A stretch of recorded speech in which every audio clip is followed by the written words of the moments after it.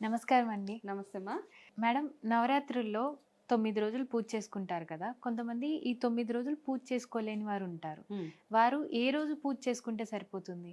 హ్మ్. అయితే ఈ 9 రోజులు చాలా మందికేంటంటే 9 రోజులు అది ఒక ఆశ అందరు అవును. ఆడవాళ్ళకి గాని, ఇంట్లో ఎవరికైనా హ్మ్. ఈ 9 రోజులు భగవంతుడి దయ వల్ల మాకంత స్తోమత, అంత అవకాశం కలిగితే హ్మ్. 9 రోజులు దీక్ష అంటారు కొంతమంది. 9 హ్మ్. రోజులు పూజలు పూజలు. చేసుకునేలాగా అనుకుంటారు. కాకపోతే ఆడవాళ్ళకేంటంటే రకరకాల ఇబ్బందులు వచ్చేయడం వలన అవును. వాళ్ళు సరిగ్గా ప్లాన్ చేసుకోలేరు. కొంతమందికైతే ఆటంకం లేకుండా ఉంటే 9 డేస్ చక్కగా చేసేసుకోవచ్చు. ఎప్పుడన్నా రకరకాల ఆడవాళ్ళకనే కాదు, ఇంట్లో రకరకాల ఇబ్బందుల అవును. వలన మనకేదైనా ఆటంకం వస్తది అని డౌట్ ఉంటే గనక ఆహ్, మొదలుపెట్టే కంటే కూడా కొంతమంది ఏం చేస్తారంటే ఫస్ట్ స్టార్ట్ చేసి ఒక 5 రోజులు పూజ చేసేసి క్లోజ్ చేసేస్తారు.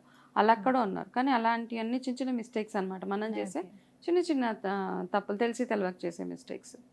అయితే ఎవరికైనా అలా వీలు కాని పక్షంలో హ్మ్. 9 రోజులు చేయలేము అన్నవాళ్ళు హ్మ్. Last 3 days okay. Last 3 last days 3 Navami days. వరకు చేసుకోవచ్చనమాట. ఓకే. సప్తమి, అష్టమి, నవమి ఓకే. ఈ 3 డేస్. అష్టమి, నవమి, దశమి కాదు. హ్మ్. సప్తమి, ఇది అష్టమి, నవమి ఈ 3 ఓకే. డేస్ అమ్మవారికి ఎలా అంటే మీరు ఏ విధంగా అయితే మీ ఫ్యామిలీకి అనుగుణంగా ఎలా చేయాలనుకుంటున్నారో పూజ అట్లా మీరు అమ్మవారికి చేసుకోవచ్చు. సరే ఈ ఓకే. 3 రోజులు కూడా కుదరని పక్షంలో చాలా చాలా ఇంపార్టెంట్ రోజు ఈ నవరాత్రిలో అన్నిటికంటే ముఖ్యమైన రోజు ఏంటంటే నవమి హ్మ్. లాస్ట్ రోజు. హ్మ్. నవరాత్రులలో లాస్ట్ రోజు నవమి రోజు చేస్తున్న పూజ మనకి ఆ 9 రోజులు చేసినంత ఫలితాన్ని ఇస్తదని ఓకే.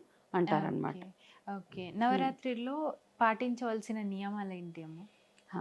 పాటించవలసిన నియమాలు అంటే గనక మనము ఫస్ట్ థింగ్ నవరాత్రి చేసుకోవాలి అన్నప్పుడు, హ్మ్. ఇప్పుడు మనం శాస్త్రోక్తంగా చూసుకుంటే ఏవేవి నియమాలు పాటించాలో అవన్నీ చాలా మందికి తెలిసినవే. హ్మ్. కానీ ఈ మధ్య కాలంలో కొంచెం రియలిస్టిక్‌గా చూసుకుంటే అందరి ఇళ్లల్లో రకరకాల ఇబ్బందులు ఫేస్ అవును. చేయాల్సొస్తుంది కదా! హ్మ్.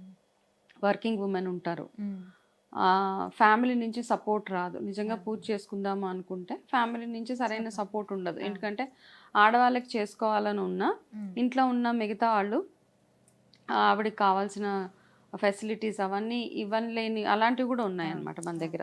అండ్ అంటారు ఎందుకు ఇప్పుడు అవసరమా ఈ పూజలన్నీ? హ్మ్. ఎందుకు చేస్తున్నావు? సో, ఇలాంటివన్నీ మైండ్‌లో ఉన్నప్పుడు అవును. పీస్‌ఫుల్‌గా మనం ఆ పూజ కూడా చేసుకోలేము. అవును. కదా! నియమాలు అంటే మామూలుగా శుచి, శుభ్రం అవన్నీ తెలిసినవే ఎలాగో. హ్మ్. అమ్మవారికి పూజ చేసేటప్పుడు చక్కగా స్నానం చేసుకొని ఉతికిన చేసుకోవాలి. బట్టలే వేసుకోవాలి. మడి ఆచారాలు ఉన్నవాళ్ళు వాళ్ళ హ్మ్. మడి ఆచారం ప్రకారం ఎలా అయితే చేయాలో అవన్నీ చేసుకోవడము.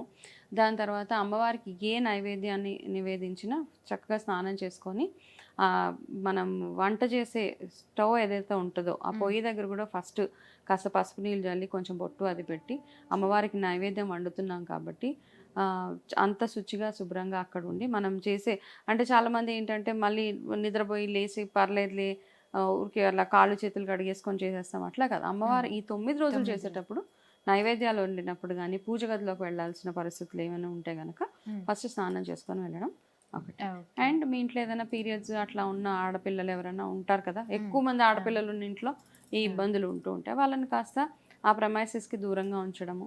ఓకే. చేసి ఇట్లాంటి చిన్న చిన్న నియమాలు చేస్తూ ఉంటే సరిపోతది. అదే ఓకే. కాకుండా అమ్మవారికి ఏదైతే ప్రతిరోజు మనం పువ్వులు అవి పెడుతూ ఉంటామో, హ్మ్.